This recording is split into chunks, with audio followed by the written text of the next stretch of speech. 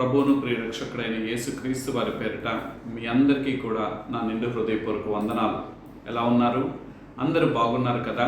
దేవుని యొక్క మహా గొప్ప కృపా భాగ్యతను బట్టి మరి యొక్క పరిశుద్ధ దినము ఈ 2025 సంవత్సరము జనవరి మాసం 12వ తారీఖున మరల మనం ఈ విధంగా కలుసుకోవడానికి దేవుడు తన కృపా భాగ్యతను అనుగ్రహించి ఉన్నాడు. ఎంత గొప్ప దేవుడు! సజీవుడైన దేవుడు సజీవ లెక్కలు మనల్ని జ్ఞాపకం చేసుకొని ఈ నూతన సంవత్సరంలో రెండో పరిశుద్ధ దినాన్ని చూడగలిగేటువంటి భాగ్యతను దేవుడు మనకు అనుగ్రహించున్నాడు. ఈ యొక్క దినము దేవుని యొక్క వాక్యంలోకి వెళ్లే ముందుగా కొన్ని విషయాలు పంచుకొని వెళ్దామని నేను తలుస్తున్నాను. గడిచిన ఈ వారకాల సమయంలో జరిగినటువంటి సంఘటనలు మనసును హృదయాన్ని ఎంతగానో కలవరపరుస్తున్నాయి. పరిస్థితులన్నీ కూడా తారుమారుగా మానవుడి యొక్క మనుగడ వెళుతూ ఉన్నది. అయినప్పటికీ మనమంటూ సజీవులుగా ఉన్నామంటే అది కేవలం మన జ్ఞానం కాదు, మన శక్తి కాదు, మన సామర్థ్యత కాదు, దేవుని యొక్క ఉచితమైన కృపే. దేవుని యందు మనం భయభక్తి కలిగి ఉన్నప్పుడు దేవుడు మనల్ని తన కనురెప్పల చాటున మనల్ని కాచి కాపాడి భద్రపరిచి నడిపించేటువంటి దేవుడు. అందుకని దేవుని యొక్క వాక్యంలో ఒక మాట ఉంటుంది. దావీదు మహారాజు గారు నా తల్లి గర్భంలో పిండంగా వేయక మునిపే నేనేంటో ఎరిగినటువంటి దేవుడా అని అంటున్నారు. నిజమే, మన తల్లి గర్భంలో ఆ ఉమ్ము నీరులో మనము సజీవులుగా ఉండుటే అది గొప్ప కృపాభాగ్యత కాదా? దేవుడు ఆ తల్లి గర్భంలో మనకి అవయభాగంలో ఏర్పరచడం అది గొప్పతనం కాదా? అయితే ఆ గొప్ప దేవుడిని మనం మైమర్చి సృష్టికర్తను మైమర్చి సృష్టిని మనం పూజిస్తూ ఉన్నాము. ఈ సృష్టిని పూజించడం వల్ల సృష్టి అంటూ ఉంటుంది, మీరు మమ్మల్ని పూజించడం కాదు, సర్వశక్తుడైనటువంటి దేవుణ్ణి మీరు పూజించండి అని సృష్టి మనకు చెప్తుంటే మనం సృష్టిని పూజించి ఆరాధించే వారుగా ఉన్నాం. సృష్టిని మానవుడు గౌరవించాలి, ఎందుకనంటే దేవుడు అనుగ్రహించిన బాధ్యతలు బాగుంటాయి. కానీ వాటిని పూజించమని దేవుని యొక్క జీవగ్రంథం తెలియచేయట్లేదు. కానీ మానవులైన మనము సృష్టిని పూజించేవారుగా ఉన్నాం, సృష్టికర్తను మర్చిపోయేవారుగా మనం ఉంటున్నాం. కాబట్టి నూతన సంవత్సరంలో మన సమయము ఏ విధంగా మన సద్వినియోగపరచుకుంటున్నామో ఆ విషయాలు తెలియచేసి అసలు మనం బ్రతికి ఉన్నామంటే ఆయనకు ఏమి ఉన్నామో, దేని కొరకు మనం జీవించాలో ఈ సంవత్సరం అంతా కూడా కొన్ని విషయాలు మనం తెలుసుకుందాం. మొదటిగా మనము ఈ జీవితంలో 2025 సంవత్సరంలో జనవరి మాసం మన జీవితంలో దాదాపుగా 12వ దినంలోకి మనం ప్రవేశించున్నాం. అయితే సమయం గురించి, టైం మేనేజ్మెంట్ గురించి కొన్ని విషయాలు నేను చెప్పి మనం బ్రతికి ఎందుకున్నామో, దేని కొరకు మనం బ్రతికి దేవుడు జీవింప చేసి ఉన్నాడో కొన్ని విషయాలు కూడా ఈ దినంలో పంచుకోవాలని ఇష్టపడుతున్నాను. ఎఫెక్టివ్ టైం మేనేజ్మెంట్ టిప్స్ కొన్ని ఉన్నాయి. ఆ ఎఫెక్టివ్ టైం మేనేజ్మెంట్ టిప్స్ దేని కొరకు అన్నానంటే సమర్థవంతమైన సమయ నిర్వహణ చిట్కాలు అని తెలుగులో అంటాం. ఈ యొక్క ఒక ప్రోవర్బ్, నేను దీని గురించి ఆలోచన చేస్తుంటే నాకు ఒక ప్రోవర్బ్ దీని గురించి కనబడింది. ఏమిటంటే, the common man is not concerned about the passage of time, the man of talent is driven by it. అనగా సామాన్యుడు కాలగమనం గురించి పట్టించుకోడు, ప్రతిభ ఉన్న వ్యక్తి సమయం గురించి సమయం చేత నడిపించబడతాడు. ఈ మాట అంటే కారణం ఏంటంటే, దేవుడి యొక్క జీవ గ్రంథంలో ఒక మాట రాయబడి ఉన్నది, నీకు దొరుకు కాలమందు ఆయనను వెదుకుడి అని ఉన్నది. సమయం దొరికిన కొలది నీ సమయమును దేవుల్లో నువ్వు గడపాలని ఉన్నది. కాబట్టి సమయము దేవుడు ఎందుకు నూతన సంవత్సరం మనకి ఇచ్చి ఉన్నాడనంటే ఆ సమయాన్ని సరైన రీతిలో మనం సద్వినియోగపరచుకుంట కొరకే. అందుకే మన జీవితంలో, మన జీవిత గమనంలో దేవుడు మనకి 24 గంటలు ఇచ్చి ఉన్నాడు. అయితే మనం సాధించగలిగేది ఏంటి? 24 గంటల్లో మనం ఎప్పుడు కూడా ఏమి కోరుకోండి, మనం సాధించేటువంటి మన సొంత ప్రేరణ దేని కొరకు ఉంటూ ఉన్నది? దేవుడిచ్చినటువంటి ఈ యొక్క జీవన విధానంలో. రెండోది, మన శక్తిని దేని కొరకు మనం వినియోగించుకుంటున్నాము. మూడోదిగా మన నైపుణ్యత, దేని పట్ల మన నైపుణ్యత కనపరిచేవారిగా మనం ఉంటున్నాము. నాలుగోది, మన సామర్థ్యత, దేని కొరకు మన సామర్థ్యాన్ని ఖర్చు చేస్తున్నాం. నా ప్రియ సహోదరుడా, నా ప్రియమైన సహోదరి, దేవుడు నీకు ఇచ్చిన సమయాన్ని సరైన రీతిలో సద్వినియోగపరచుకోవడం కొరకే ఈ 5 విషయాలు. ఏమిటనంటే మన సొంత ప్రేరణ అంటే నీ స్వలాభాన్ని నువ్వు చూసుకుంటూ ఈ సమయాన్ని కాలాన్ని వృధా చేసే వ్యక్తిగా నువ్వు ఉంటున్నావా? లేకపోతే నీకు ఇచ్చిన దానిని నువ్వు నీ సొంత ఖర్చుల కోసం సంతోషించి ఆనందించవద్దని నేను అనట్లేదు, కానీ నీకు ఇచ్చినటువంటి ఆ సొంత ప్రేరణ అది దేవుని చేత ప్రేరేపించబడిన విధంగా ఉంటున్నదా? లేకపోతే నీ యొక్క సొంత ప్రేరణగా ఉంటే నీ సమయాన్ని నువ్వు వృధా చేస్తున్నాదే అని ఈ మాట ద్వారా అర్థమవుతున్నది. 2, దేవుడు మనకు శక్తిని ఇచ్చున్నాడు. ఆ శక్తి సామర్థ్యతను దేని కొరకు మనం ఖర్చు పెడుతున్నాం? దేవుడు ఇచ్చినటువంటి శక్తిని దేవుని యొక్క పరిచర్య కొరకు మనం ఖర్చు పెడుతున్నామా? దేవుడు ఇచ్చినటువంటి శక్తిని మనం దేవుని కొరకు వినియోగించే వారుగా ఉంటున్నామా? 3వదిగా మన నైపుణ్యత. దేవుడు ప్రతి ఒక్కరికి కూడా ఒక తలాంతు దేవుడు మానవుడికి ఇచ్చి ఉన్నాడు. ఆ తలాంతులు దేని కొరకు మనం ఖర్చు పెడుతున్నాం? నీకు ఇచ్చినటువంటి తలాంతులు నీ స్వప్రయోజనం కొరకు నువ్వు ఖర్చు పెట్టుకుంటున్నావా? నీకు ఇచ్చినటువంటి తలాంతులు నీ యొక్క శక్తి సామర్థ్యతలను లోకానికి కనపరచుకోవటం కోసం నువ్వు ఖర్చు పెడుతున్నావా అనేది ఒకటి జ్ఞాపకం చేసుకోమని అంటున్నాను. 5వదిగా చూసినట్లయితే నీకు ఇచ్చినటువంటి సామర్థ్యత దేని కొరకు నువ్వు ఖర్చు పెడుతున్నావు? నీ సామర్థ్యత దేవుడు ఇచ్చిన దాన్ని, నీకు శక్తి ఉండగానే దేవుడు నీకు బలం ఇచ్చినప్పుడే నీకు నీకు నీకు నైపుణ్యత ఇచ్చిన సమయంలోనే ఆ సామర్థ్యతను దేవుని కొరకు ఖర్చు పెట్టాలని ఈ నూతన సంవత్సరం దేవుడు కోరుకుంటున్నాడు. ఇవన్నీ కూడా దేవుడు మనకి ఇచ్చినటువంటి వనరులు కదా.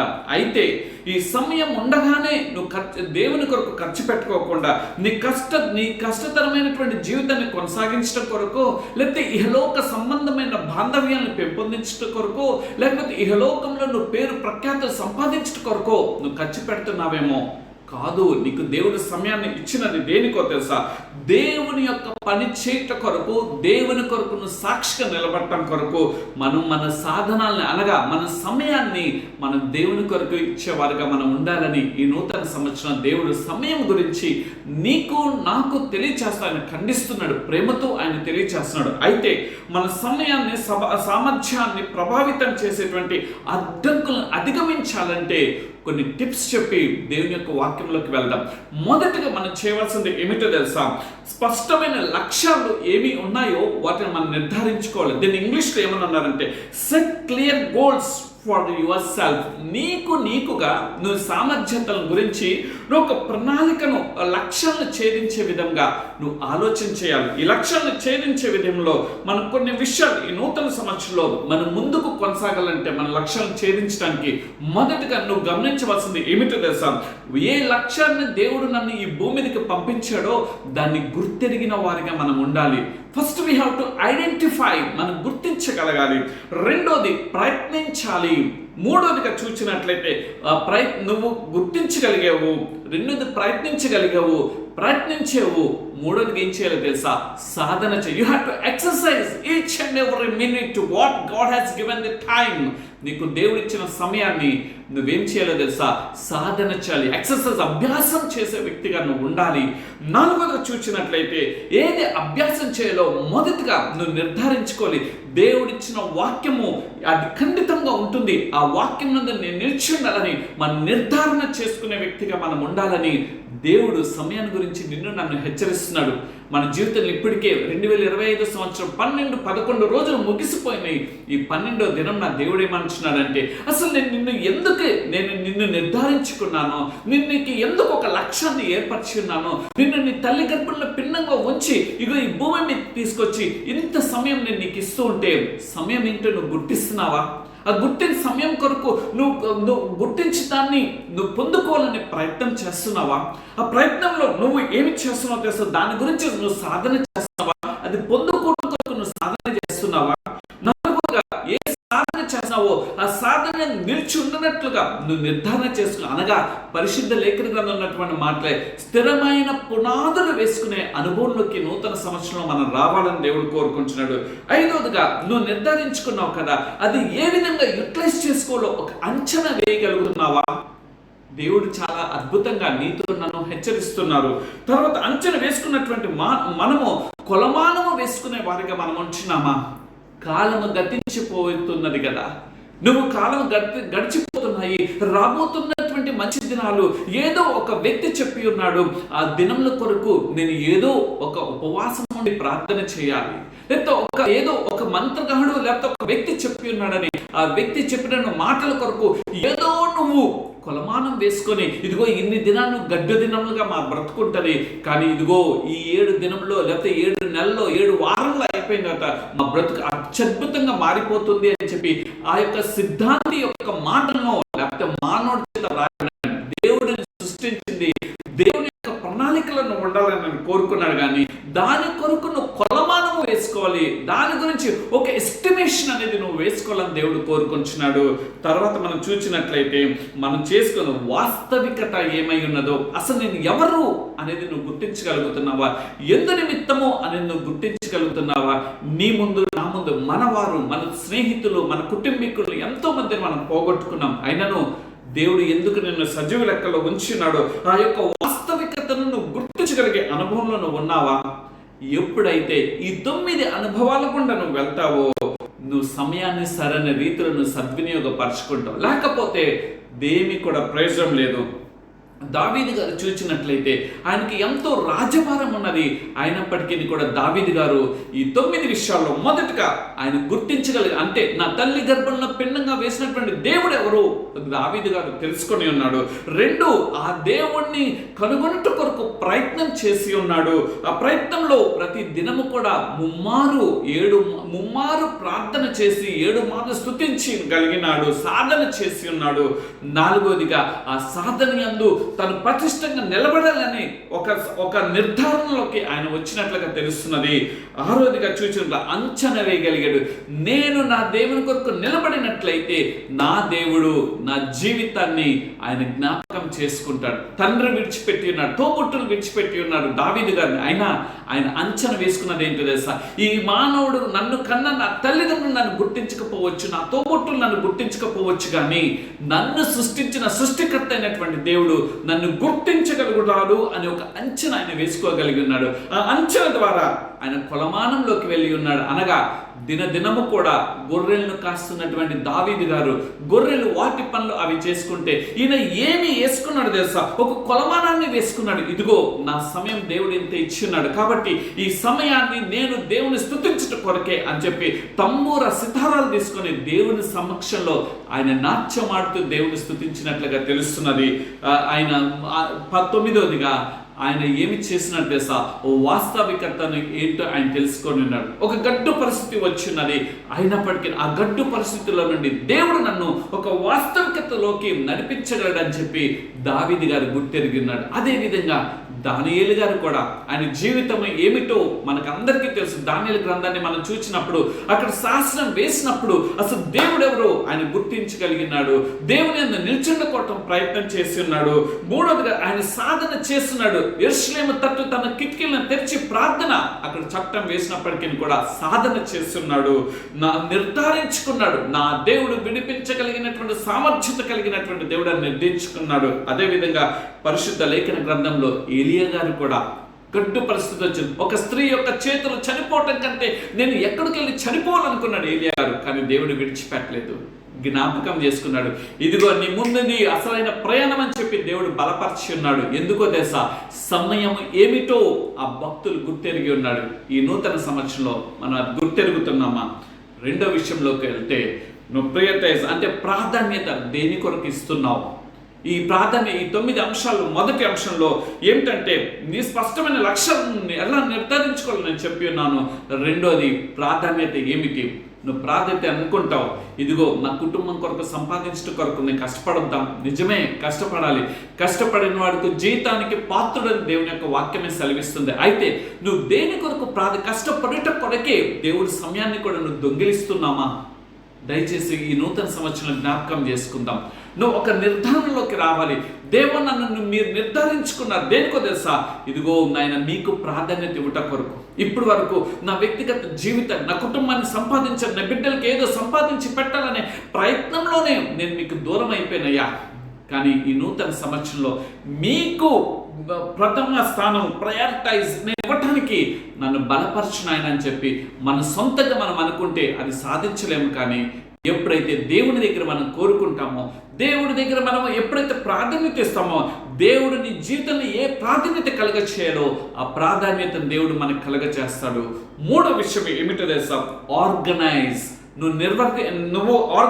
నిర్వహించడం అంటే నీ జీవిత గమనాన్ని ఏ విధంగా దేవుని దగ్గర నిర్వర్తించుకోవాలో, ఏ విధంగా నిర్వహించుకోవాలో, నీ కుటుంబం పట్ల నువ్వు ఎలా నిర్వహించుకోవాలో, నీ ఆధ్యాత్మిక జీవితం పట్ల నువ్వు ఎలా నిర్వహించుకోవాలో, లేకపోతే నీ యొక్క వ్యక్తిగత జీవితాన్ని ఎలా నిర్వహించుకోవాలో, లేకపోతే నీ ఉద్యోగాన్ని నువ్వు ఎలా నిర్వహించుకోవాలో, నీ సంఘంలో నువ్వు ఎలా పాలి భాగస్వామిగా నిర్వహించుకోవాలో, అది దేని ద్వారా? కాలాన్ని నువ్వు గుర్తించగలిగినప్పుడు, ఇదిగో ఈ సమయం ఇంతవరకు, ఈ సమయము నేను ఏ కష్టాలు వచ్చినా, శ్రమలు వచ్చినా, ఈ సమయము దేవుని పాదాల చెంత మాత్రమే నేను గడపాలి తప్ప నా సమయాన్ని నేను వృధా చేసుకోకూడదు అని నువ్వు అనుకున్నప్పుడు దేవుడే సమయాన్ని నీకు అనుగ్రహిస్తుంటాడు. 4వదిగా చూసినట్లయితే make good use of your waiting time, అనగా నిరీక్షణ సమయాన్ని సరైన రీతిలో ఉపయోగించుకోవాలి. ఏమిటి ఆ నిరీక్షణ సమయం? దేవుని దగ్గర నిరీక్షణ అనేది కలిగి ఉన్నటువంటి విశ్వాస జీవితం మంది. అయితే నువ్వు నిరీక్షణ, ఆ వేచి చూసేటువంటి సమయము సరైన రీతిలో నువ్వు దేవుని దగ్గర ఉపయోగించుకునే ఆధ్యాత్మిక స్థితిలోకి నువ్వు వెళ్ళాలని దేవుడు కోరుకొంటున్నాడు. 5వదిగా చూసినట్లయితే కాన్సన్ట్రేట్, నీ యొక్క పూర్తి కాన్సన్ట్రేషన్ అనగా నీ యొక్క ఏకాగ్రత పూర్తిగా దేవుడిపై ఆధారపడే విధంగా ఉండాలని దేవుడు కోరుకుంటున్నాడు. ఈ 5 విషయాలు ఎప్పుడైతే మనం గుర్తించగలుగుతామో దేవుడిచ్చినటువంటి సమయాన్ని సరైన రీతిలో, సరైన పర్ఫెక్ట్ మేనర్లో మనం ముందుకు కొనసాగుతాం. అప్పుడు మనం ఎందుకో తెలుసా, నేను ఎందుకు బ్రతికి ఉన్నానంటే అని నువ్వు గ్రహిస్తావు. ఇది మన అంశం. ఎందుకు దేవుడు ఈ నూతన సంవత్సరం మనం ఇంకా నువ్వు బ్రతికించి ఉన్నాడో తెలుసా? నిజమైనటువంటి మాటలు ఈ దినము తెలుసుకుందాం.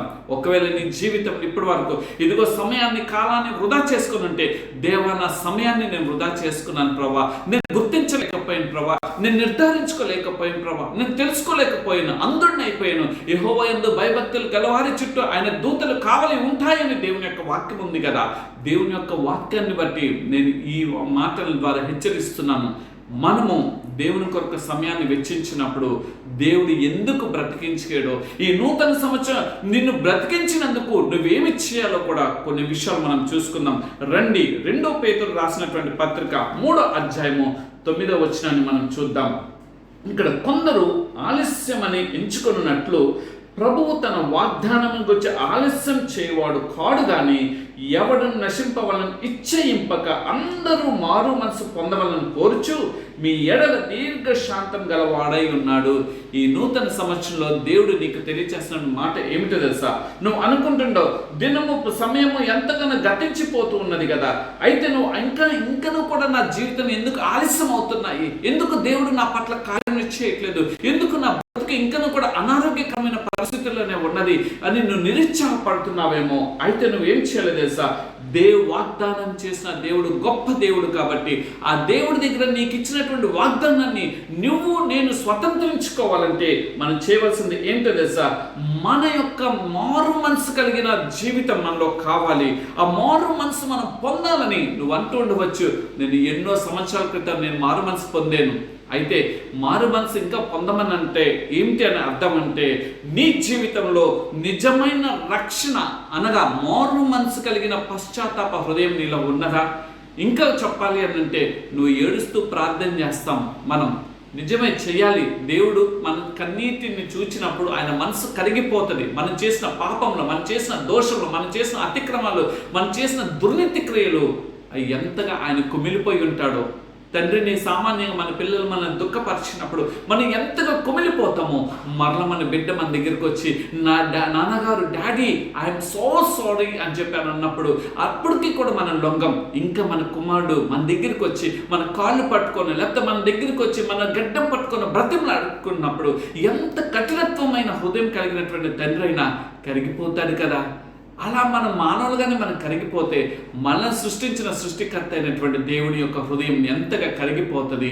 మనము మారు మనసు అనగా రక్షణార్థమైనటువంటి మారు మనసు కలిగిన అనుభవంలోకి ఈ యొక్క నూతన సంవత్సరంలో రావాలని దేవుడు కోరుకుంటున్నాడు. ఎలాంటి మారు మనసు మనలో కావాలో తెలుసా? రండి, అపొస్తలుల కార్యం 11వ అధ్యాయము నేను చూపించాలని ఇష్టపడుతున్నాను. 18వ వచనం చూడండి. వారు ఈ మాటలు విని మరేమీ అడ్డము చెప్పక అట్లయితే అన్య జనులకును దేవుడు జీవార్థమైన మారు మనసు. మొదట మనలో కావాల్సింది ఏమిటో తెలుసా? జీవార్థమైన మారు మనసు మనలో కావాలి, అనగా జీవింప చేసేటువంటి అర్థవంతమైనటువంటి మార్పు చెందినటువంటి జీవితము ఈ నూతన సంవత్సరంలో నీలో నాలో కావాలని దేవుడు కోరుకుంటున్నాడు. ఈ అపొస్తలుల కార్యం ద్వారా దేవుడు నీకు తెలియచేస్తున్నది ఏంటో తెలుసా? జీవార్థమైనటువంటి మారు మనసు నీలో ఉంటే దేవుడు నీలో నిజమైన పశ్చాత్తాప హృదయం అనేది నీలో వస్తుంది. నువ్వు అంటూ ఉండొచ్చు, నేను ఎంతో ప్రార్థన చేస్తున్నాను, ఎంతగానో దేవుని దగ్గర మోకరిల్లే వాడిగా ఉన్నాను, కానీ నా ప్రార్థనకి రాదా అనంటే నీలో జీవం ఉన్నటువంటి ప్రార్థన ఉన్నదా? జీవంతో కూడుకున్న అర్థవంతమైనటువంటి పశ్చాత్తాప హృదయం అనేది మనలో ఉన్నదా? అది లేకోకుండా దేవుడి దగ్గరికి వచ్చి, దేవా నేను ప్రార్థన చేశాను, నా ప్రార్థనకి ఎందుకు జవాబు అయ్యా, నా ముందు నా శత్రువులు ఎంతగానో ఎదిగిపోతున్నారు, నా బ్రతికి ఇంకా ఎదగట్లేదని నిరుత్సాహపడుతున్నావా? ఈ నూతన సంవత్సరంలో దేవుడు మనందరినీ హెచ్చరిస్తున్నారు, జీవార్థమైన మారు మనసు. అందుకని 2 కొరింథీయులకు రాసిన పత్రిక 6వ అధ్యాయము 2వ వచనంలో కూడా ఈ మాట రాయబడి ఉంటుంది, అనుకూల సమయమందును నీ మొర ఆలకించితిని, రక్షణ దినమందును నిన్ను ఆదుకొంటిని. నువ్వు జీవార్థమైన మారు మనసుతో నువ్వు ఎప్పుడైతే ప్రార్థన చేస్తావో, నా దేవుడు చెప్తున్నటువంటి మాట ఏంటో తెలుసా? నీ మొర ఆలకించి నీ జీవితంలో ఆయన అనుకూలమైన సమయంలో నీ బ్రతుకులో ఆయన గొప్ప కార్యములు చేసే దేవుడై ఉన్నాడు. అందుకే ఇదిగో ఇప్పుడే మిక్కి అనుకూలమైన సమయము, ఇదిగో ఇది రక్షణ దినము. మన జీవితంలో ఆ దేవుని యొక్క అనుకూలమైన సమయం కొరకు మనం వేచి చూడవలసిన బాధ్యత లేదా? నువ్వు ఉద్యోగం అంతా చేస్తావు, ఏదో 1వ తారీఖున జీతం వస్తుంది అని అనుకుంటావు. ఆ 1వ తారీఖున జీతం రాని పక్షంలో నువ్వు ఎంతగా నలిగిపోతుంటావు. నీకు ఆ 1వ తారీఖున నీకు ఆ వ్యాపారంలో నీకు లాభం రాకపోతే నువ్వెంత కుమిలిపోతుంటావు. అలానే నీ జీవితంలో దేవుడిచ్చే అనుకూల సమయం కొరకు నువ్వు నిజమైన రక్షణ, నీవు కలిగి ఉన్నటువంటి రక్షణను నువ్వు పట్టుకొని జీవించగలిగే అనుభవంలోకి రావాలని దేవుడు కోరుకుంటున్నాడు ఎప్పుడైతే మనం వస్తామో. అందుకని యాకోబు పత్రికలో కూడా ఒక మాట అక్కడ రాయబడి ఉంటుంది. యాకోబు పత్రికలో అక్కడ ఒక అద్భుతమైన మాట అక్కడ రాయబడి ఉన్నట్లుగా తెలుస్తుంటుంది. చూద్దాం రండి. యాకోబు పత్రిక 4వ అధ్యాయము 14వ వచనంలో ఈ మాట, రేపేమి సంభవింపో మీకు తెలియదు, మీ జీవం ఏ పాటిది, మీరు కొంతసేపు కనబడి అంతలో మాయమైపోవు ఆవిరి వంటి వారు. మనం ఎలాంటి వారు అండి?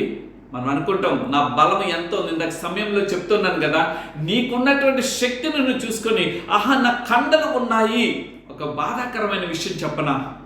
నాకు తెలిసినటువంటి వ్యక్తి, మీ అందరూ కూడా చూసి ఉంటారు, విశాల్ రెడ్డి. అతను ఎంతో మంచి 6 ప్యాక్ బాడీ కలిగినటువంటి వ్యక్తి.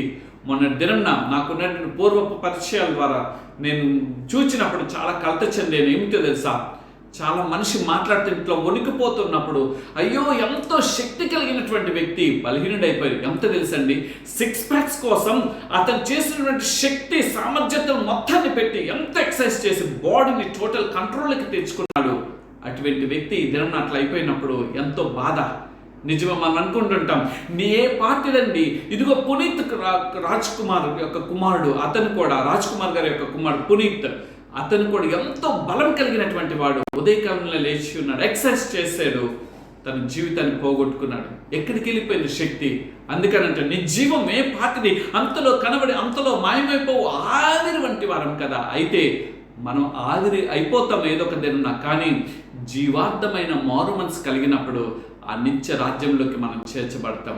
ఇది మొదటిగా దేవుడు నిన్ను నన్ను హెచ్చరిస్తున్నాడు. నూతన సంవత్సరంలో మనం ఎందుకు బ్రతుకున్నామంటే ఇందు నిమిత్తం జీవార్థమైన మారు మనసు ఈ నూతన సంవత్సరం మనం పొందుకోవాలని దేవుడు ఇష్టపడుతున్నాడు.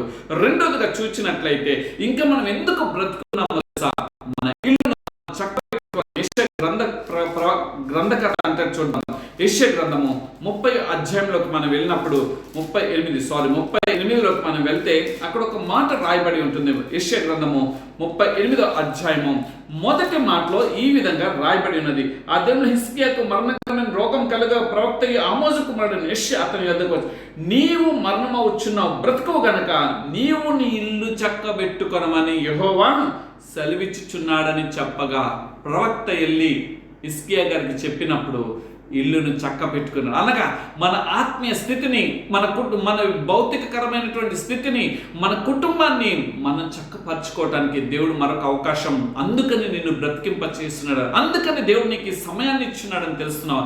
ఇది గుర్తించగలుగుతున్నావా? ఈ గుర్తించి నువ్వు నీ ఇల్లును చక్క పెట్టుకోవటం కొరకు ప్రయత్నం చేస్తున్నావా? ఆ ప్రయత్నంలో నువ్వు అంచనా వేయగలుగుతున్నావా? కొలమానం వేయగలుగుతున్నావా? నిర్ధారించుకోగలుగుతున్నావా? నా ప్రియ సహోదరుడా, ఇల్లు చక్క పెట్టుకోవాలని అంటున్నాడు. ఎందుకో తెలుసా? దేవుడి మాటను అంటానికి కూడా కారణం ఏమిటో తెలుసా? దేహమును ఆత్మను కల్మషం నుండి పవిత్రపరచుకుంటూ, రెండు చూపిస్తాను. 2 కొరింథీ రాసిన పత్రికలోకి వెళ్దాం.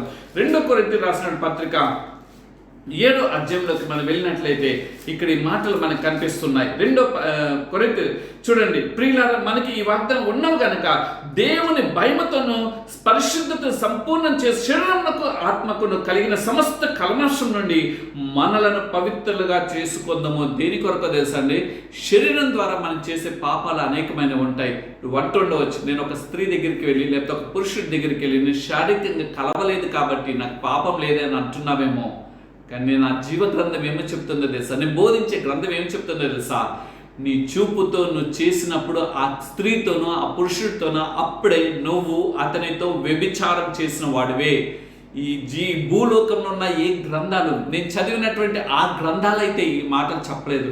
ఎందుకంటే నేను చదివినటువంటి వారే పాపం చేసిన వారు. కానీ ఏ యొక్క పాపం చేయనటువంటి, ఏ అపరిశుద్ధత లేనటువంటి దేవుడు ఎవరైనా ఉన్నారంటే నేను ప్రకటిస్తున్నటువంటి ఈ జీవ గ్రంథంలో ఉన్నటువంటి దేవుడు. అందుకని మనం ఏం చేయలేదు తెలుసా?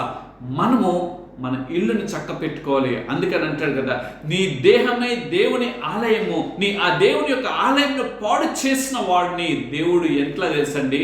ఏ మాత్రం కూడా ఇష్టపడ్డండి. ఆయన వెంటనే వారిని ఆ మాట అంటానికి కూడా బాధ కలుగుతుంది. దేవుడు నాశనం చేసేస్తారు. దేవుడు ఇచ్చిన దేహాన్ని నువ్వు పాడు చేస్తున్నావా? దేవుడు ఇచ్చినటువంటి ఇల్లుని నువ్వు పాడు చేసుకుంటున్నావా? ఇప్పటి వరకు మన ఇల్లుని మనం పాడు చేసుకున్నాం అనేకమైన పాపముల చేత, శరీర బాంధవ్యాల చేత, శరీరంలో ఉన్నటువంటి రుగ్మతల చేత, దేవుడి మాట వినుకోకుండా మన దేహాన్ని ఆయన ఆలయాన్ని పాడు చేసాం, ఆయన ఇల్లుని పాడు చేసాం. కానీ నూతన సంవత్సరంలో ఆయన ఇల్లుని పాడు చేయడానికి ఆయన ఇష్టపడట్లేదు. అందుకని హెబ్రీ గ్రంథకర్త ఒక మాట అంటాడు కదా. హెబ్రీలు రాసిన పత్రికలోకి మనం వెళ్ళినట్లయితే 3వ అధ్యాయము 15వ వచనంలో ఉంటుంది. చూద్దాం రండి. 13 నుండి 15 వరకు ఆయన అంటున్నాడు చూడండి. నేడు మీరు ఆయన శబ్దను వినిన ఎడల కోపము పుట్టించినప్పుడు మీ హృదయం కఠినపరచుకొనకుడి అని ఆయన చెప్పిన గనుక పాపము వలన కలుగు భ్రమ చేత మీలో ఎవరిని కనపరచుకుంటున్నట్లు నేను అనబడి సమయం ఉండగానే ప్రతి దినము ఒకరినొకడు బుద్ధి చెప్పుకొనడి. ఏం చేయాలి తెలుసండి? మనం పాపం చేయకుండానట్లుగా జ్ఞానం కలిగి మనల్ని హెచ్చరించినప్పుడు మన హెచ్చరికలకు లోబడిపోదాం. అరే నువ్వెవడిదో నాకు చెప్పేది, నీకు పట్టుమని 10 మంది నీకు లేరు అని చెప్పి మనం అంతం కాదు. లేకపోతే నేను నా యొక్క యూట్యూబ్లో, నా ఫేస్బుక్లో నాకు 5,000 మంది ఉన్నారు, లేకపోతే నా దగ్గర ఒక 10,000 మంది, 1,00,000 మంది ఉన్నారని నువ్వు అనుకున్నా. నేను పెద్ద సేవకుడు నువ్వు అనుకుంటున్నావేమో, కానీ దేవుని లెక్కలో నువ్వు పెద్ద సేవకుడిగా ఉన్నావా? నువ్వు పెద్ద సేవకుడు కూడా తగ్గించుకుంటావు. నీకు కలిగిన దానిలో దీన సేవకులకి ఇచ్చే అనుభవం నీలో ఉన్నదా?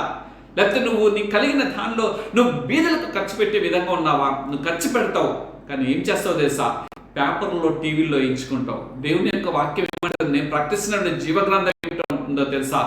నీ కుడి చేతితో చేస్తే నీ ఎడమ చేతికి కూడా తెలియకూడదంటే ఎంత గొప్ప అద్భుతమైనది. దేవుడు తన యేసుక్రీస్తు ప్రభువు వారి లోకంలో ఉన్నప్పుడు ఇదిగో ఆయన స్వస్థత కార్యం చేసినప్పుడు, ఆయన అద్భుత కార్యం చేసినప్పుడు ఇది మౌనంగా ఉంచండి, దీన్ని బాహటపరచొద్దని అన్నారు. కానీ అది ఈ దినానికి కూడా ఎందుకు బాహటమైంది తెలుసా? తనగా తగ్గించుకున్నాడు, ఆయన హెచ్చింపబడి ఉన్నాడు. ఇదేనా ఈ మాటలు వింటున్నటువంటి నీవు నీ ఇల్లుని చక్కపరచుకోవాలని దేవుడి నూతన సంవత్సరంలో కోరుకుంటున్నాడు. ఎప్పుడైతే నువ్వు ఆ యొక్క ఇంటిని నువ్వు చక్కపరచుకుంటావో, హెస్కేల్ గ్రంథంలో కూడా ఒక మాట అక్కడ రాయబడి ఉంది. హెస్కేల్ గ్రంథము 38వ అధ్యాయంలో ఒక మాట కూడా అక్కడ రాయబడి ఉంటుంది. చూద్దాం. 38వ అధ్యాయం ఇదిగోండి 7వ వచనం. నువ్వు సిద్ధముగా ఉండుము. ఎప్పుడైతే ఇల్లు చక్కపరచుకుంటావో నువ్వు దగ్గర ఏమంటావు తెలుసా? Lord, I'm ready to come. అపోస్తలుడైన పౌలు గారు అంటాడు కదా, ఇదిగో నేను సిద్ధంగా ఉన్నాను అని అంటున్నాడు. ఇదేనా నువ్వు అనగలుగుతున్నావా? మనం అనగలిగే అనుభవంలోకి మనం వెళ్ళామా? లేదు కదా. ఈ నూతన సంవత్సరంలో దేవుడు ఇచ్చినటువంటి ఆ వాగ్దానంలో ఏదైతే ఈ వాక్యం మరీ మీరు వినండి. దేవుడు నిన్ను సిద్ధపరిచేవాడిగా ఉన్నాడు. చూద్దాం. నేను అంటున్నాను, నువ్వు సిద్ధంగా ఉండుము. నువ్వు సిద్ధపడి నీతో కూడా కలిసిన సమూహం అంతటిని సిద్ధపరచము. నువ్వు ఒక్కడివే సిద్ధపరచడం కాదు. నేను మారు మనసు పొందటానికి నా తండ్రి చేసినటువంటి, నా తండ్రిని పెట్టినటువంటి దుఃఖము అది అసమానమైందండి. నా తండ్రి ఏడవని రోజు అంటూ లేదు. ఎందుకంటే ఈ దౌర్భాగ్యుణ్ణి ఆయన నన్ను మార్చుట కొరకు నిజంగా నా యొక్క నిజంగా చరిత్ర తెలిసిన వారు ఎవరు కూడా నన్ను అంగీకరించారు. అంత భయంకరమైన చరిత్ర కలిగినటువంటి నన్ను నా తండ్రి నన్ను ప్రేమించి ఆయన కృపను చూపించి, యేసుక్రీస్తు ప్రభు వారి యొక్క కృపను చూపించి, నా తండ్రి నాకు చూపించి నన్ను సిద్ధపరచుట కొరకు తను సజీవ యాగంగా బలైపోయి ఉన్నాడు. తనకు ఉద్యోగము అప్పటికి దాదాపుగా ఆయనకి 30-40 వేలు 1998వ సంవత్సరంలో ఆయనకి 40-50 వేలు జీతాన్ని సంవత్సరాన్ని విడిచిపెట్టి నా దేవుని కొరకు, నా కుమారుడు తప్పిపోయిన నా కుమారుడు తిరిగి వచ్చి ఉన్నాడు అని చెప్పి, తిరిగి వస్తే నేను నీ కొరకు నిలబడతానని చెప్పి ఆయన నన్ను, మా కుటుంబాన్ని, మా పిల్లల్ని చదివించడం కొరకు, మా తోబుట్టును చదివించడం కొరకు ఆయన ఉద్యోగం చేస్తుంటే ఇంకా తన జీవితం, ఇంకా నా జీవితంలో జరిగిన సంఘటనను బట్టి చివరికి నా దేవుని యొక్క మాటను నేను తృణీకరించాను. నా ఇల్లుని నేను చక్క పెట్టుకోవాలనంటే నా ఉద్యోగం నాకు ముఖ్యం కాదు, నా పిల్లలు భిక్షకులైనా పర్లేదు, కానీ దేవుని కొరకు రోషంగా నిలబడాలని అనుకున్నాను. విజయవాడ పట్టణంలో కాదు, ఆంధ్రప్రదేశ్లో అనేకమైన ప్రాంతాల్లో ఆయన గొప్ప సువార్థికుడిగా. ఇంకా బాధాకరమైన విషయము ఏమిటి తెలుసా? నా తండ్రి సువార్త చెప్పడానికి వెళ్తూ ఉంటే, ఆయన పరిచర్లో ఉంటే, నేను ఆ ఊర్లో ఏ సినిమా హాల్ ఉండేదో మా నాన్నగారిని దించి సినిమాలకు వెళ్ళే దౌర్భాగ్యుడిని నేను. ఎంత భయంకరమైన పాపినైనా నన్ను నా తండ్రి ప్రార్థన, నా వివాహం కొరకు నా భార్య చేసిన, నా తోబుట్టులు చేసిన ప్రార్థన ఈ దినంను దేవుని యొక్క సేవ పాదదాసుడిగా, ఒక చిన్న దాసుడిగా ఉండగలిగే కృపా బాధ్యతను దేవుడు ఇచ్చినాడు. ఎందుకో తెలుసా? మొదట మన ఇల్లును మనం చక్కపరుచుకొని మనం సిద్ధపడాలి. మనం సిద్ధపడటమే కాదు, ఇతరులను సిద్ధపరచుము అనే మాట ఇక్కడ రాయబడి, సిద్ధపరచుము, వారికి నీవు కావలి ఉండవలెను. అయితే ఆ ఆత్మను రక్షించడం కొరకు నువ్వు కావలిగా ఉండాలి. కానీ దేవుడు నాకు సంఘాన్ని కట్టేటువంటి ఇవ్వలేదు, కానీ కొన్ని బిడ్డలను, అనాథ బిడ్డలను, లేకపోతే వృద్ధాప్యం ఉన్నటువంటి తల్లుల్ని, తండ్రుల్ని ఆదరించే ఆ కావలి ఉండేటువంటి బాధ్యత నాకు ఇచ్చున్నాడు. కానీ నన్ను రక్షించుకున్న దేవుడు ఈ యొక్క మాధ్యముల ద్వారా దేవుని యొక్క స్వార్థను ప్రకటించడం మాత్రం దేవుడు నాకు ఇచ్చి ఉన్నాడు. నా ప్రియ సహోదరుడా, మన ఇల్లుని మనం చక్కపరుచుకున్నాం, మన ఇల్లుని మనం కట్టుకున్నాం. ఎట్లా తెలుసు? దేవునిపై ఆధారపడినట్లు, ఆయనతో జీవించినట్లు మనము మన కుటుంబాలను దేవుని కొరకు సిద్ధపరిచి మన ఇల్లును మనము చక్క పెట్టుకుందాం. మన బాధ్యతలను మనం సరైన రీతిలో నిర్వర్తించేవారిగా మనం ఉందాం. అందుకని యోహాను సువార్తలో ఒక మాట రాయబడి ఉంటుంది కదా. యోహాను సువార్తలోకి మనం వెళ్ళినట్లయితే 13వ అధ్యాయంలో అక్కడ ఒక మాట, అద్భుతమైన మాట అక్కడ రాయబడి ఉంటుంది.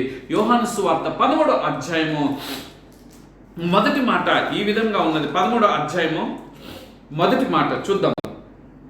తాను ఈ లోకం నుండి తండ్రి యొద్దకు వెళ్ళవలసిన గడియ వచ్చినని యేసు పస్కా పండుగ ముందే ఎరిగిన వాడై లోకములోనున్న తన వారిని ప్రేమించి వారిని అంతము వరకు ప్రేమించెను. What a wonderful God our Lord. మన దేవుడు ఎంత గొప్ప దేవుడు అండి. ఆయన తండ్రి దగ్గరికి వెళ్ళే సమయం వచ్చింది. మన అంతము కూడా ఎప్పుడో మనకు తెలియదు. మన అంతం తెలియదు కాబట్టి మనం ఎప్పుడు కూడా సిద్ధపడిన వారిగా ఉండటం మాత్రమే కాదు, కానీ మనం ప్రేమించే వారిగా ఉందాం. మనల్ని ప్రేమించేవారిని మనం ప్రేమించడం కాదు, కానీ మనల్ని అసహించుకు వారిని ప్రేమించడమే ఆ దేవుడు యేసుక్రీస్తు ప్రభు వారు చూపి ఆయన ముఖం మీద ఉమ్మి వేస్తున్నారు, ఆయన కొడుతూ ఉన్నారు. అయ్యో కొడుతున్నప్పుడు వాళ్ళు అలసిపోయి ఉంటే దేవుడు అంతా, యేసుక్రీస్తు ప్రభు వారు అంత బాధపడి, అయ్యో నన్ను కొట్టి కొట్టి అలసిపోయారేమని అంత దీనత్వం, అంత ప్రేమ ఆయన చూపించినాడు. అందుకనే ఈ మాట అంటే మూల కారణం ఏంటో తెలుసా? ఆయన మొదటి మాట అన్నాడు కదా, తండ్రి వీరేమి చేయించున్నారు, వీరు ఎరుగరు కనుక వీరిని క్షమించమని అన్నారు. ఈ దినమును మనం కూడా ప్రేమించే తత్వంలోకి రావాలని దేవుడు ఇష్టపడుతున్నాడు. ఈ యొక్క ప్రేమ ద్వారా ఇదే 19 యోహాను సువార్త 19లో కూడా ఒక మాట అక్కడ రాయబడి ఉంటుంది. 19:26లో ఉంది, చూద్దాం రండి. ఈ మాటలో ఉంది అర్థాన్ని చూద్దాం. యేసు తన తల్లి తన ప్రేమి శిష్యుడి దగ్గర నిలుచుండే చూచి, అమ్మా ఇదిగో నీ కుమారుడని తల్లితో. What a wonderful. ఈ దిన ఈ మాట గురించి సిద్ధపడుతున్నప్పుడు గుండె పగిలిపోయిందండి. ఏంటో తెలుసా? ఈ దిన తల్లిదండ్రులను ప్రేమించే బిడ్డలు లేరండి. తల్లిని ఇష్టానుసారంగా మాట్లాడేవారు అయిపోయారు, తండ్రిని ఇష్టానుసారంగా మాట్లాడేవారు. వృద్ధాప్యుల తల్లిదండ్రులు నడవలేని పరిస్థితుల్లో ఉంటే వారిని కొట్టి, కొన్ని వీడియోస్ చూస్తుంటే మనకి అందరికీ చూస్తున్నాం వీడియోలో, అది చాలా మందికి అది సర్క్యులేట్ అయింది. ఏమిటో తెలుసా? ఒక కోడలు భర్త వెళ్ళిపోయిన తర్వాత మామని అత్తని ఇష్టమైనట్టు కొడుతూ ఉన్నటువంటి ఆ వీడియోలు. నీ వృద్ధాప్యం అనేది నీకు తెలియదా? ఈ దినం ఒకవేళ నీ తల్లిదండ్రులు వృద్ధులు అయిపోయి ఉన్నారేమో, వారిని తీసుకొని వృద్ధాశ్రమంలో పెడుతున్నావేమో. నీకు ఉద్యోగం ఉండవచ్చు. ఈ దినం నీకు ఉద్యోగం వచ్చిందంటే వారు ఎంత త్యాగం చేస్తారో అది నువ్వు గుర్తించగలుగుతున్నావా? ఈరోజు నువ్వు అంటూ ఈ బ్రతుకుని బ్రతుకుతున్నావంటే వారు ఎంతగా వారిగా నలిగిపోయి ఉన్నారో అది గుర్తెరుగుతున్నావా? మనము ఈ దినం తెలుసుకోవాల్సింది, నూతన సంవత్సరంలో తల్లిదండ్రులను ప్రేమించే వారిగా ఉందాం. తల్లిదండ్రుల దగ్గరికి వెళ్దాం. కాలు మీద పడిపోదాం, తప్పేమి లేదు. వారు మన కన్నా తల్లిదండ్రులు వారి కాలు మీద పడిపోయి వారి దగ్గర క్షమాపణ పొందుకొని తెలియక చేసిన తల్లిని ప్రేమించు. ఒక కోడలివి కాదు, నువ్వు ఒక కూతురివి, ఒక కూతురిగా ప్రేమించు. నువ్వు కల్లుడివి కాదు, ఒక కొడుకుగా ప్రేమించు. దేవుని యొక్క ప్రేమను కనపరచు. అది ఆ విధంగా మన ఇల్లు కట్టుకుందాం ఈ నూతన సంవత్సరంలో. మూడోదిగా చూసినట్లయితే, ఇంకనూ ఫలింపక మనము దేవుని నిరాశపరుస్తూ ఉంటే గనక ఇకనైనా మూడోదిగా దేవుని నిరాశపరిచే వారిగా ఈ నూతన సంవత్సరం మనం ఉండకూడదు. అయితే మనం ఏం చేయాలో తెలుసండి, లూకా సువార్తలోకి వెళ్దాం. లూకా సువార్త ఈ మాటను చూసుకొని కొంత ముందుకు కొనసాగిపోదాం. లూకా సువార్త 13వ అధ్యాయంలోకి మనం వెళ్ళినట్లయితే అక్కడ 6 నుండి 12 వరకు మరి ఈ ఉపమానం చెప్పారు. ఒక మనిషిని ద్రాక్ష తోటలు అంజూరపు చెట్టు నాటబడి ఉన్నాయి. అన్నీ మనం చూసుకుంటే 12 వరకు చూసుకొని వచ్చినట్లయితే అక్కడ మనకు కనిపిస్తున్నది ఏంటో తెలుసా? ఇకనైనా అంటే ఈ నూతన సంవత్సరంలో దేవుని సమయాన్ని కాలాన్ని మనం పాడు చేసుకోకుండా మనము దేవుని సంతోషపరిచే వారికి మనం ఉండాలని ఇష్టపడుతున్నాడు. దేవుని సంతోషపరిస్తే దేవుడు విడిచిపెడతాడా? ఒక బిడ్డ తండ్రిని సంతోషపెడితే, తల్లిని సంతోషపెడితే ఆ తల్లిదండ్రులు ఎంత ఉప్పొంగిపోతూ ఉంటారు. అదేవిధంగా ఆయన నిన్ను సృష్టించినందుకు నీకు సమయాన్ని ఇచ్చి నూతన సంవత్సరం ప్రవేశింపచేసి దేవుడు నిన్ను సంతోషపరిచే వారికి ఉండాలని నేను కోరుకోడా? అయితే నువ్వేం చేస్తావు? నువ్వు విహారయాత్రలు నువ్వు వెళ్తాం తప్పేమీ లేదు. నీ కుటుంబంతో నువ్వు ఆనందించాలి. దేవుడే చెప్పాడు, నీ బిడ్డ దేవుడిచ్చింది సృష్టిని నీ కుటుంబంతో కలిసి నువ్వు ఆనందించాలని దేవుడు ఇచ్చి ఉన్నాడు. కానీ ఆ ఆనందంలో మహా ఆనందం కలిగేటట్లుగా దేవుని కొరకు నిలబడుతున్నావా? దేవుని సంతోషపరచాలని దేవుడు కోరుకుంటున్నాడు. నా తర్వాత విషయం, దేవుడి కొరకు నూతన సంవత్సరం జీవించాలనే ఒక నిశ్చయత తీసుకోవాలని దేవుడు ఇష్టపడుతున్నాడు. అది చూసినట్లయితే 2 కొరింథీయులకు రాసిన పత్రిక మనం వెళ్ళినట్లయితే అక్కడ కనిపిస్తుంది. 2 కొరింథీయులకు రాసిన పత్రిక మనం అక్కడ ఈ విషయాలను మనం గమనించగలుగుతాం. 2 కొరింథీ 5వ అధ్యాయము 15వ వచనంలో ఈ మాట రాయబడి ఉన్నది. చూద్దామండి.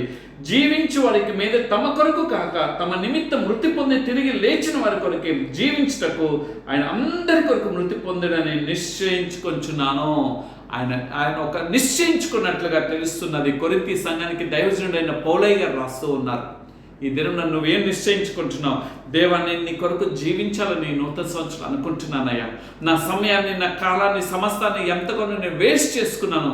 ఇప్పటి వరకు నా బ్రతుకులో ఒక 50 సంవత్సరాలు గడిచిపోయినాయి, ఒక 25 సంవత్సరాలు, ఒక 10 సంవత్సరాలు గడిచిపోయినాయి, లేకపోతే ఒక 70, 80, 100 సంవత్సరాలు గడిచిపోయినాయి. There is no fruits in my life, but this year I want to enjoy the fruits from you. దేవా, నీ దగ్గర నుండి నేను ఫలాల్ని నేను అనుభవించాలని కోరుకుంటున్నాను. ఎలా తెలుసా?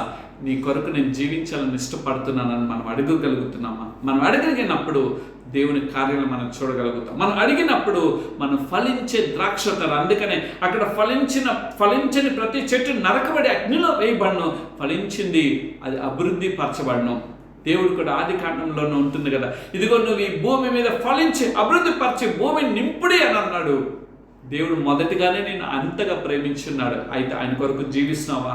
మన పితరుడైన ఆదాము గారు, అవ్వమ్మ తల్లి ఇద్దరు కూడా దేవుడు అలా ఫలించాలని దేవుడు ఇష్టపడితే వారు ఫలించాల్సిన బదులుగా కానీ వ్యక్తి యొక్క మాటలకు లోబడిపోయి ఈ భూమి మీద శాపాన్ని, దేవుడు మానవుని సృష్టించినప్పుడు ఏ పాపము లేదు, ఏ దోషము లేదు, ఏ అతిక్రమం లేదు, ఆయన పరిశుద్ధంగానే మానవుని సృష్టించి ఉన్నాడు. అయితే మానవుడు తన ఇచ్చ ప్రకారం అనగా తన కోరిక ప్రకారం దేవుని యొక్క ఆజ్ఞను మీరి వాడు ఈ లోకం మీదకి పాపాన్ని తీసుకొచ్చినాడు. ఆ పాపమే పరిపక్వమే ఈ దినం మానవుడికి మరణం అనేది సంభవించిందని నువ్వు తెలుసుకొచ్చినావా? నువ్వు ఆ మరణము మనకి వచ్చుతుంది, అది తథ్యము. బట్ ఒక్కటి మాత్రం, మన దేవుని కొరకు జీవించాలని నూతన సంవత్సరంలో ఒక నిశ్చయిత మనం తీసుకుందాం. ఎప్పుడైతే మనం ఆ నిశ్చయిత తీసుకుంటామో దేవుని కొరకు రోషంగా మనం ముందుకు వెళ్తాం. పౌలయ్య గారు అయితే కనుక ఎంత రోషంగా, బ్రతుకుటైతే క్రీస్తు చావైన మేలే అని చెప్పి ఎందుకని అన్నాడో తెలుసా? ఆయన రోషంగా దేవుని కొరకు, ఇదిగో ఆయన అనేకమైన దెబ్బలు తిన్నాడు, కొట్టబడ్డాడు, మట్టబడ్డాడు, ఇదిగో గోతులు వేయబడ్డాడు. చివరికి ఆయన 1 తక్కువ 39 దెబ్బలు, ఆయన 40 దెబ్బలు ఆయన తిన్నాడు కదా. అయినా అవన్నీ కూడా ఆఫ్టర్ ఆల్ అని అనుకున్నాడు. ఎందుకో తెలుసా? దేవుని కొరకు నిశ్చయితగా నిలబడి ఉన్నాడు. నువ్వు కూడా ఈ నూతన సంవత్సరంలో అలా జీవించాలని దేవుడు కోరుకొచ్చున్నాడు. ఐదవగా చూసినట్లయితే మనము నేర్చుకోవాల్సిన వాటిని దేవుని పని సంపూర్ణం చేయాలని. ఏదైతే ఈ నూతన సంవత్సరంలో నువ్వు దేవుని యొక్క వాక్యాలను నేర్చుకుంటున్నావో వాటిని సంపూర్ణతలోకి వెళ్ళేవాడిగా ఉండాలని దేవుడు కోరుకుంటున్నాడు. ఎప్పుడైతే మనం సంపూర్ణంగా ఉంటామో మనకు అప్పగింపబడిన పని సంపూర్ణత చేయాలని దేవుడు ఇష్టపడుతున్నాడు. యోహాను సువార్త 17వ అధ్యాయంలోకి మనం వెళ్ళినట్లయితే అక్కడ ఒక మాట మనకి అద్భుతమైన మాట మనకి అక్కడ కనిపిస్తుంది. యోహాను సువార్త 17వ అధ్యాయం 4వ వచనం చూద్దాం. చేయుటకు నీవు నాకు ఇచ్చిన పని నేను ఏమనంటున్నాడు? నీ సంపూర్ణంగా నెరవేర్చి భూమి మీద నేను మహిమపరిచితిని. తన కుమారుడైనటువంటి యేసుక్రీస్తు ప్రభువు వారే తన తండ్రి పంపించిన పనులంతటిని కూడా సంపూర్ణం చేసి, ఇదిగో I'm ready lord, I'm ready my father అని అన్నాడు. నిన్ను సృష్టించిన నీ తండ్రికి కూడా నువ్వు చెప్పలేవా? దేవా, మీరు ఇచ్చినటువంటి పనిని నేను సంపూర్ణం చేయాలని ఈ నూతన సంవత్సరం నిశ్చయించుకుంటున్నానయ్యా. అయితే దానికి కావలసిన వనరులు, దానికి కావలసిన శక్తి, దానికి కావాల్సిన సామర్థ్యత మీరు నన్ను నిలబడేటువంటి కృపా బాధ్యత అని ఆయన అడిగితే ఆయన ఇవ్వడా? ఇంతకు సమయానుకూలంలో మనం 9 విషయాలు చెప్పుకున్నాం కదా. దేవుని దగ్గర ముందు ఏది ఉన్నదో దాన్ని గుర్తించేవారుగా ఉండాలి. రెండోది దాని గురించి ప్రయత్నం చేసేవారుగా ఉండాలి. మూడోదిగా సాధన చేసేవారుగా ఉండాలి. నాలుగోదిగా మనం తెలుసుకునే వారుగా మనం ఉండాలి. ఇట్లా చెప్పుకుంటూ వెళ్తే మన దేవుని కొరకు జీవించాలనే ఆశ మనకు కలుగుతుంది. దేవుని కొరకు మనం ఆయన పని సంపూర్ణం చేసేవారుగా ఉంటాం. అందుకని ఫిలిప్పీలకు రాసిన పత్రికలో కూడా ఒక మాట రాయబడి ఉంటుంది. ఫిలిప్పీలు రాసిన పత్రిక వెళ్దాం రండి. ఫిలిప్పీలు రాసిన పత్రిక 4వ అధ్యాయంలోకి మనం వెళ్ళినట్లయితే అక్కడ ఒక మాట మనకి కనిపిస్తుంటుంది. ఫిలిప్పీ 4వ అధ్యాయము మనం 21వ అధ్యాయం 22 చూడండి. ఆయనను శరీరంతో నేను జీవించటయే నాకున్న పనికి సాధనమైన ఎల్ల నేనేమి కోరుకుందునో నాకు తోచలేదు. ఈ రెంటి మధ్య ఇరుకబడి ఉన్నాను. ఈ మాటలు అంటున్నది ఎవరో తెలుసండి? దైవజనుడైన పౌలయ్య గారండి. ఆయనకి అర్థం కాదు. అంతగా దేవుని కొరకు ప్రాకలు ఉన్నటువంటి వ్యక్తి, దేవుని కొరకు రోషంగా ఉన్నటువంటి వ్యక్తి, దేవుని కొరకు నిశ్చయిత కలిగినటువంటి వ్యక్తి. నేను బ్రతుకుతైతే నేను బ్రతికే ఆఖరి క్షణం వరకు కూడా మీ కొరకు ఖర్చు పెడతాను అన్నటువంటి వ్యక్తి. ఆయనకి ఏంటో అర్థం కాలేదు. ఒకవేళ నువ్వు కూడా ఈ నూతన సంవత్సరంలో నా జీవితం ఏంటో అర్థం కావట్లేదని అనుకుంటున్నామా? దేవుని దగ్గర రా. ఆయన నీకు ఒక ఛాలెంజింగ్ టాస్క్ ఏంటో తెలుసా? దేవుడి కొరకు నిలబడేటువంటి ఆయన అప్పగించిన పనిని సంపూర్ణత చేసే అనుభవంలోకి దేవుడు మనల్ని నడిపిస్తాడు. ఎప్పుడైతే సంపూర్ణతలోకి మనం వెళ్తామో మనం ఏం చేస్తాం తెలుసా? మనము సిద్ధపడి ఉంటాం. పౌలు గారు ఇందాక చెప్పాను 2 తిమోతి 4:7 ఉన్నట్లుగా దేవుడు నిర్ణయించిన మరణాన్ని నిర్భయంగా ఎదుర్కోగలుగుతాం. మనకి మరణం అనే భయం అనేది ఉండదండి. ఈ లోకానుసారంగా ఉన్నటువంటి సామెత ఏంటో తెలుసా? జన్మ జన్మల బంధం. దేవుడిచ్చింది ఒక జన్మ మాత్రమే. ఆ మాట అనేది కొద్దిగా బాధ కలిగినప్పటికీ వారికి ఉన్న విశ్వాసం అది. కానీ దేవుళ్ళు ఉన్నటువంటి మనకు విశ్వాసం ఏంటో తెలుసా? దేవుడిచ్చిన ఈ జీవితము ఆయన కొరకు జీవించాలని, దేవుడిచ్చినటువంటి జీవితము ఆయన కొరకు మనం ఖర్చు పెట్టేవారుగా ఉండాలని, దేవుడిచ్చినటువంటి జీవితాన్ని ఆయన కొరకు మనం పనంగా పెట్టేవారుగా ఉండాలని, దేవుడిచ్చినటువంటి జీవితము ఆయన కొరకు రోషంగా నిలబడేవారుగా మనం ఉండాలని. ఎప్పుడైతే రోషంగా నిలబడతామో ఆయన పిలుపు ఎప్పుడైనా రావచ్చు. అది ఏ విధంగా రావచ్చు. నువ్వు ప్రయాణం చేస్తుండగానే దేవుడు నిన్ను పిలుచుకుంటూ ఉండవచ్చు. నువ్వు ఇంట్లో ఉంటుండగానే దేవుడు నిన్ను పిలుచుకుంటూ ఉండవచ్చు. లేకపోతే దేవుడు నువ్వు ఒక పనిలో వాడుకుంటున్నప్పుడే వింటూ ఉండొచ్చు. ఒక మాట నేను చెప్పి ముందుకు వెళ్తాను. సుధాకర్ గారు, స్టూవర్ట్పురం సుధాకర్ గారు ఒక మాట అంటూ ఉన్నారు. ఏమిటో తెలుసు? ఒక మాట అన్నారు మా ఇంట్లో ఉన్నప్పుడే. నాకు ఒకే ఒక కోరిక దాసన్న, ఏంటో తెలుసా? నేను సువార్త ప్రకటిస్తూ అలానే దేవుని యొక్క ఆ బలిపీఠం మీదే ఈ లోకాన్ని విడవటం నాకు అది ఎంత ఆనందం అని అన్నాడు. ఆయన కోరుకున్న విధంగానే శ్రీకాకుళం జిల్లాలో దేవుని సువార్త ప్రకటిస్తూ ఆయన దేవుని యొక్క పిలుపుని అందుకున్నాడు.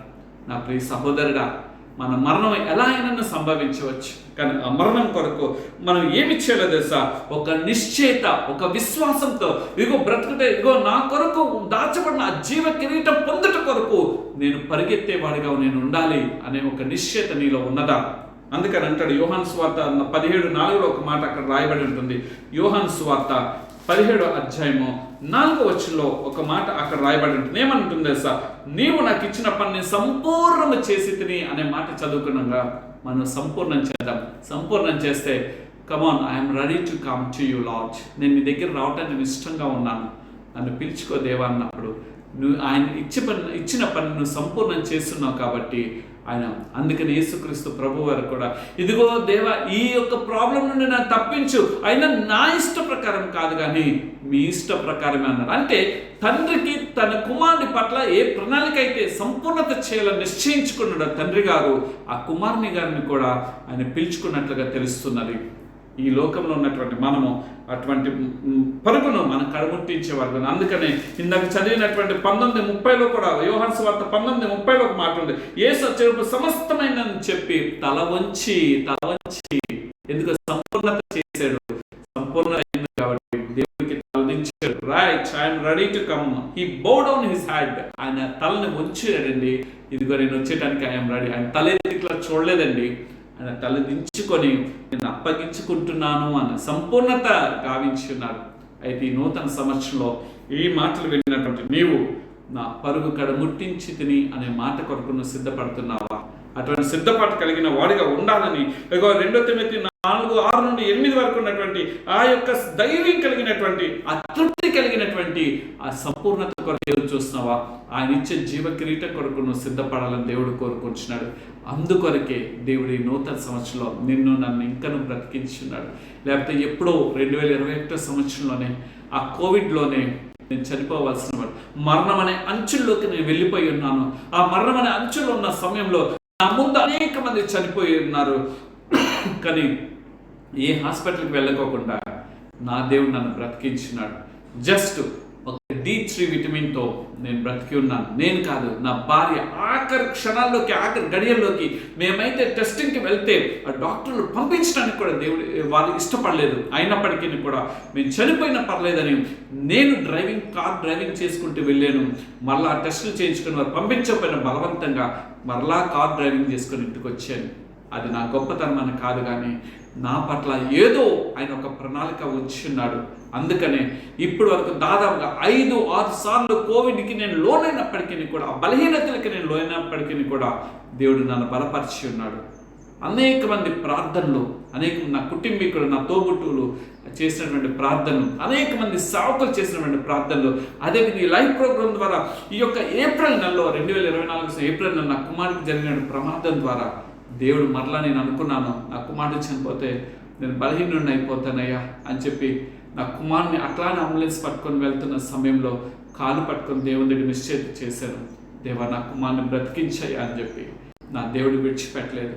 ఆ ప్రమాదం, ఆ డెత్ డోర్లోకి వెళ్ళి ఆ ప్రమాదంలో ఇప్పటికీ కూడా ఇంకనూ కూడా అది ఫిల్ అవ్వలేదు. అయినప్పటికీ కూడా తన ఇంజనీరింగ్ కెరీర్ని ప్రారంభించడానికి దేవుడు సహాయం చేస్తున్నాడు. తన సెకండ్ సెమ్లోకి రావటానికి దేవుడు కృప చూపించాడు. ఎందుకు ఈ మాటలు చెప్తున్నాను తెలుసా? దేవుడు నన్ను ఎందుకు బ్రతికించాడో, నా భార్యను ఎందుకు బ్రతికించాడో, నా బిడ్డలను ఎందుకు బ్రతికించున్నాడో, అదేవిధంగా నా పరిచయని ఎలా ముందుకు తీసుకెళ్లాలో ఆయన నిశ్చయిత ఉన్నది. కాబట్టి సమయం గురించి ఈ దేవుడిని నేను గుర్తెరిగి ఆ విషయాన్ని చెప్పడం జరిగింది. ఒక పర్ఫెక్ట్ ప్లాన్లో ఈ నూతన సంవత్సరంలో మీరు కూడా వెళ్ళాలని దేవుడు ఇష్టపడుతున్నాడు. మొదటిగా మారు మనసు మనం కలిగి ఉన్నప్పుడు మనం ఎందుకు బ్రతికే జీవార్థమైన మారు మనసు అనుభవంలోకి మనం వెళ్ళగలిగే అనుభవంలోకి వెళ్తాం. అప్పుడు మనం దేవుని కొరకు రోషంగా నిలబడతాం. నా కొరకు ఉన్నది జీవ కిరీటం అనే ధైర్యంగా మనం చెప్పగలుగుతాం. అటువంటి మహా గొప్ప కృపా భాగ్యత ఈ నూతన సంవత్సరం దేవుడు మనందరికీ దయచేయుగాక. ఆమేన్. రండి చిన్న ప్రార్థన చేసుకుందాం. సర్వోన్నతుడా, సర్వశక్తిమంతుడా, మా గొప్ప పరలోకపు తండ్రి, మీ ఘనమైన నామానికి స్తుతి స్తోత్రం వందనములు చెల్లిస్తున్నాం. ఈ 2025 సంవత్సరము జనవరి మాసము 12వ తారీఖున ప్రభా మీ యొక్క పరిశుద్ధ లేఖన గ్రంథంలో ఉన్నటువంటి మాటలను, సమయం ఎంత విలువైనదో తండ్రి మీరు మాకు తెలియచేస్తున్నారు. ఆ సమయాన్ని మేము గుర్తించగలిగి మేము నియంత్రించుకొని ప్రయత్నం చేసి సాధకం చేసి ప్రభా సరైన వాడుకొని మేము ఎందుకు బ్రతుకున్నామో తెలుసుకొని జీవార్థమైన మారు మనసు కలిగిన పశ్చాత్తాప హృదయంలోకి మేము నడిపించబడి మా ఇల్లును చక్కబెట్టుకోవటం కొరకు తండ్రి మేము మిమ్మల్ని నిరాశపరిచారు ప్రభా. మేము మీలో ఫలించేవారుగా ఉండాలని, అంత మాత్రమే కాదు ప్రభా, మేము సంతోషపరిచేవారుగా ఉండాలని, మీ కొరకు మేము జీవించాలని, మీరు మమ్మల్ని ఎందుకు ఈ భూమి మీద ఉంచినారు ఆ పనిని మేము సంపూర్ణ చేయాలని మీరు నిశ్చయించే మమ్మల్ని ఇంకా సజీవ లెక్కలు ఉంచినారు. ఆ సజీవమైన దేవుడైన మిమ్మల్ని మేము ఆరాధిస్తున్నాం, గణపరుస్తున్నాం తండ్రి. అయ్యా, ఎంతోమంది బిడ్డలు ఎంతో ఆశతో ఈ మాటలు విని ఉన్నారు. ఈ మాటలన్నీ వారి జీవితంలో ఫలప్రదంగా మార్చమని అడుగుచున్నాం. మీరు ఇచ్చినటువంటి వాక్యాన్ని మీరు ఆయన అనేక మంది 30 అంతలు 60 అంతలు 100 అంతలు అనేక మందికి ఈ వార్త చేరటానికి సహాయం దయచేయండి. ఈ నూతన సంవత్సరం ఒక నూతన వాగ్దానంతో ఈ మాటల ద్వారా బలపరిచినందుకు మీకు వందనాలు చెల్లిస్తూ, అల్పుడను ప్రభా, అయోగ్యుడిని ప్రభా, మట్టికి మన్నైపోవలసిన వాడిని నన్ను జ్ఞాపకం చేసుకొని సజీవ లెక్కలో ఉంచి అలా మీ స్వార్థ ప్రకటించే బాధ్యత నాకు ఇచ్చినందుకు వందనాలు తండ్రి. మీ కొరకు అంతవరకు నమ్మకమైన సాక్షిగా ఎక్కడ దోషుడిగా నేను ఉండకొక నిర్దోష అయినటువంటి జీవించగలిగే కృపా బాధ్యత దయచేయమని మీ దయగలిగిన హస్తాలకు మమ్మల్ని మేము అప్పగించుకుంటూ యేసు క్రీస్తు వారి ప్రతి ప్రార్థన అడిగి వేడుకొంటున్నాం తండ్రి. ఆమేన్. తండ్రి దయ, కుమారుని ప్రేమ, పరిశుద్ధాత్మ అన్యోన్య సహవాసం మనందరికీ తోడైంది. ఈ సంవత్సరం మొదలుకొని సంవత్సరాంతం వరకు ఆయన కృపాక్షేమంలో మనందరినీ దేవుడు నడిపించును గాక. ఆమేన్, ఆమేన్, ఆమేన్. మంచిది నా ప్రియ సహోదరుడా, నా ప్రియమైన సహోదరి. దేవుని యొక్క మహా గొప్ప కృపా భాగ్యతను బట్టి మీరు నా కొరకు మీ కొరకు ప్రార్థించడానికి దేవుడు ఈ మరొక నూతన సంవత్సరం ఇచ్చినారు. మనందరం కూడా ఒకరికొకరు ప్రార్థన చేసుకుంటూ ఆయనలో మనం ఫలించి ఎందుకు what the purpose God has given for us this new year అనేది మనం తెలుసుకొని దాని కొరకు మనం ప్రతిష్టంగా దేవుని కొరకు నిలబడినట్లుగా దేవుడు అటువంటి కృపా భాగ్యత మన అందరికీ దయచేయను గాక. మీరు మా గురించి, మా పరిచయాల గురించి, మీ అనుదిన ప్రార్థనలు జ్ఞాపకం చేసుకోమని మీ ప్రార్థన సహాయ సహకారాలు కోరుకుంటున్నా మీ యొక్క ఆత్మీయ సహోదరుడు Kalapala Sanjay. Thank you very much. God bless you all. Shalom.